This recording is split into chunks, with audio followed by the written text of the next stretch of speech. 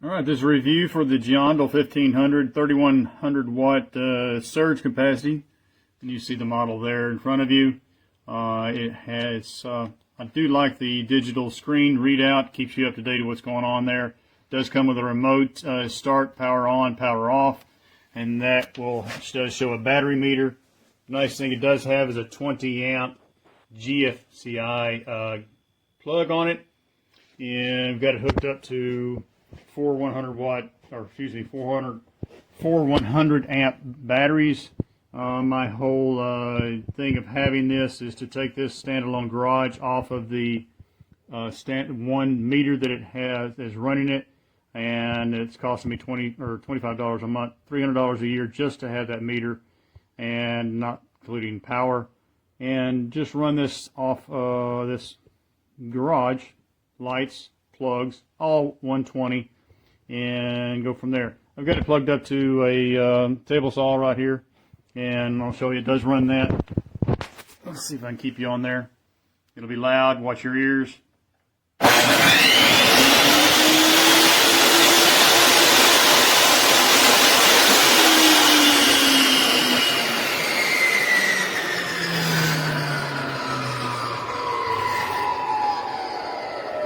I believe before when I looked at it, it jumped up to 1800 watts, dropped down to around 500 watts when it's running, and it did not start the 1.5 horsepower compressor that is an inductive motor as well. It did overload that.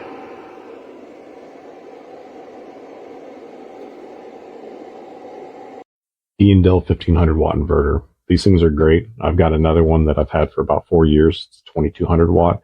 It's been running my camper for about the last 4 years anytime we want to use it. This one here is going to come with 4-gauge wire, a 15-foot data cable for this wired remote. You're going to be able to turn the unit on and off with this. You're also going to be able to see a battery indicator showing what your remaining battery life is. That's going to be a voltage base, not a shunt base, so it's not going to be as accurate as a fully wired shunt, but it's going to give you a good idea of how much you can still run your inverter. Again, it's got the 4-gauge copper wires going into your battery terminals, and then it's going to have your dual receptacle GFCI, USB-C, USB-A, and then that's where the data cable comes in. This one here has been great. I've been running a microwave with it, a coffee maker, a shop vac, circular saw, table saw. I ran a tabletop planer just a moment ago with it, and they all acted like they were plugged into the wall. This thing was producing great power.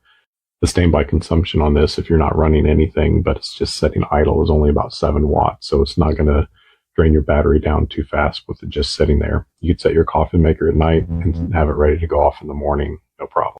So this is what you're going to receive in the box. You'll have the inverter itself, 2 4-gauge copper wires for your power connection, basic instruction manual, instructions about some shockproof pads they have on the feet, warranty card with QR codes for easy sign up, 3 40 amp replacement fuses, screws for the wired remote, the 15-foot cord for the wired remote, and then a ground wire to connect the inverter to the chassis ground. All right, overall impression, very nice Giandel inverter. I do have it running with 1-odd wiring coming in, as where the wiring that they give us is a little bit on the thin side, but I have 4-gauge coming into the batteries, on both batteries going through this panel here. And if I come out here to this side, here's the other battery